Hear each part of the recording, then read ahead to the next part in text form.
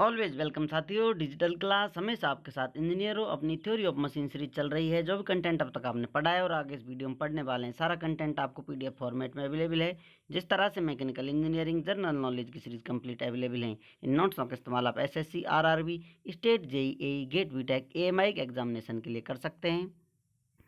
इससे पिछली वीडियो में साथियों हमने जाना था एक्सेस टॉर्क के बारे में, जो एक्सेलरेट करता है फ्लाई व्हील को, किस प्रकार से एक्सेस टॉर्क निकाला जाता है और किस प्रकार से आपकी रिक्वायरमेंट होती है, कितना आप टॉर्क डेवलप कर पा रहे हैं, उसके मध्य का जो अंतर है वही एक्सेस टॉर्क कहला रहा है। ये सब हमने पिछली वीडियो में डिटेल में जान लिया था।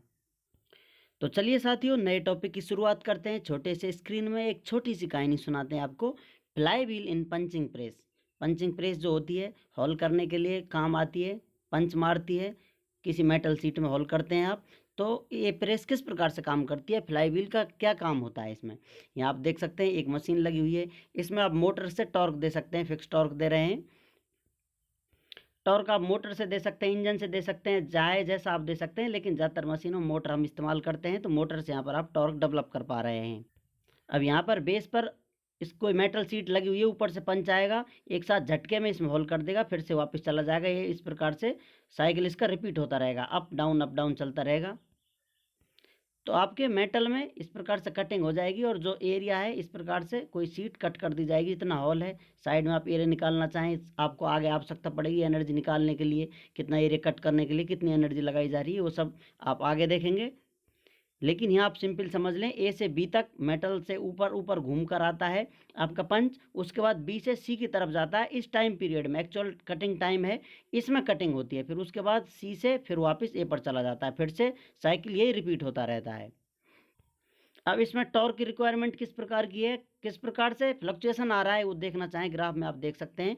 ए से बी तक आएगा तो कोई लोड नहीं है, ए से बी तक आएगा, लेकिन एक साथ पंचिंग होगी तो आपको टॉर्क बहुत ज़्यादा चाहिए, इतने लेवल का टॉर्क चाहिए, रजिस्टिंग टॉर्क जो आपको आवश्यकता है। उसके बाद फिर से रिटर्न होगा तो फिर आपको टॉर्क नहीं चाहिए। अब यदि इस ग्राफ को देख के आप इतना रजिस्टिंग टॉर्क के लिए मोटर लगाएं तो आपका लॉस बहुत ज़्यादा हो जाएगा। आपको मीन निकाल लेना है, इतना मीन निकाल लेंगे, इतनी एनर्जी आपको चाहिए लगातार इसमें काम करने के लिए। तो ये काम कौन करवाएगा, आपकी मदद करेगा फ्लाई व्हील। यदि आप इतना अवेलेबल टॉर्क है प्रोड्यूस कर पा रहे हैं, ये कितना टॉर्क है, इतना आप देख सकते हैं यहाँ, ये किसके बराबर है, जितना आपको रिक्वायरमेंट है इतना आप प्रोड्यूस कर पा रहे हैं, तो आपकी प्रेस, पंचिंग प्रेस आसानी से चल जाएगी फ्लाई व्हील की मदद से। यदि आप इसमें फ्लाई व्हील नहीं लगाते तो आपको रजिस्टिंग टॉर्क इतना चाहिए होता। तो इतनी पावर डेवलप करने वाला, इतना टॉर्क डेवलप करने वाला आपको सिस्टम चाहिए, वो महंगा होता, क्योंकि आप इतनी पावर इसमें डेवलप कर पाते, जबकि रिक्वायरमेंट आपको इतनी है। लेकिन एक साथ जब चाहिए इतनी चाहिए, अन्यथा आप नहीं चला सकते इस सिस्टम को। तो यहाँ पर ये अवेलेबल टॉर्क है, ये प्लस साइन बता रहा है कि ये एनर्जी कहाँ जा रही है, रिक्वायरमेंट नहीं है। ए से आप बी की तरफ आ रहे हैं तो एनर्जी जा रही है फ्लाई व्हील के पास। उसके बाद फिर बी से सी में, यहाँ आपको एक साथ पावर चाहिएगी पंचिंग के लिए, क्योंकि एक्चुअल पंचिंग टाइम यही है बी से सी।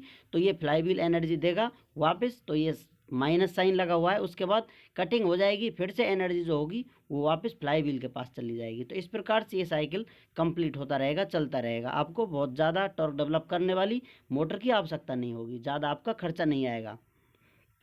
तो आप कह सकते हैं आपने पावर डेवलप की है और आपकी स्टोर होती जा रही है। तो यहाँ पर मैक्सिमम पावर आपके पास मिल जाएगी, मैक्सिमम एनर्जी, मैक्सिमम टॉर्क जो आपको फ्लाई व्हील में स्टोर हो जाएगा। उसके बाद एक साथ आपको आवश्यकता पड़ेगी जो मिनिमम कर देगी एनर्जी को, फ्लाई व्हील की एनर्जी यहाँ पर मिनिमम हो जाएगी इस पॉइंट पर आकर। यहाँ पर ये टॉर्क और टाइम के मध्य में ग्राफ बना हुआ है, आपको बता दिया था। ये अवेलेबल टॉर्क है, कोई मोटर लगा लिए, कांस्टेंट टॉर्क डेवलप हो रहा है। और ये रजिस्टिंग टॉर्क है, जब आप हॉल करते हैं तो एक साथ इतना टॉर्क आपको चाहिए होता है, बाकी फिर नीचे नहीं चाहिए होता है। फ्लाई व्हील में हमें फार्मूला कौन सा इस्तेमाल करना होता है, यही फार्मूला जो हम पहले भी देख चुके हैं इसके बारे में, डेल ई मैक्स। यहाँ पर चेंज कितना आ रहा है, फ्लक्चुएशन कितना आ रहा है एनर्जी में, ये आई ओमेगा स्क्वायर सी एस, जो कोफिशिएंट ऑफ फ्लक्चुएशन स्पीड है, वो इस्तेमाल करते हैं। इसी फार्मूले से आपका काम चल जाएगा। थोड़ा बहुत लैंग्वेज में उतार चढ़ाव आएगा, आप क्वेश्चन को समझेंगे और इस फार्मूले में वैल्यू पुट करेंगे, आपको आसानी से फ्लाई व्हील, पंचिंग प्रेस जो न्यूमेरिकल हैं आसानी से सॉल्व कर पाएंगे। यहाँ पर आप देखना चाहें इस डायग्राम में, तो चेंज इन एनर्जी कहाँ है, यहाँ पर चेंज इन एनर्जी आपको मैक्सिमम देखने को मिल रहा है। तो यहाँ पर जो ये वैल्यू आपको नज़र आ रही है, ये डेल ई मैक्स है। चेंज देखना होता है आपको, नेगेटिव पॉजिटिव हो उससे कोई मतलब नहीं है। चेंज कितना आ रहा है, अधिक फ्लक्चुएशन कहाँ आ रहा है, यहीं पर अधिक फ्लक्चुएशन देखने को आपको मिल रहा है। और उसके लिए सिंपल सा फॉर्मूला हम पहले से ड्राइव कर चुके हैं। उम्मीद करते हैं विद्वानों वीडियो में दी गई अब तक की जानकारी आपको अच्छे से समझ में आई होगी। अभी भी आपका कोई कन्फ्यूजन है तो आप हमसे कमेंट कर पूछ सकते हैं। साथियों आप चाहें तो कॉन्टैक्ट कर सकते हैं, कॉन्टैक्ट लिंक आपको वीडियो डिस्क्रिप्शन में मिल जाएगा।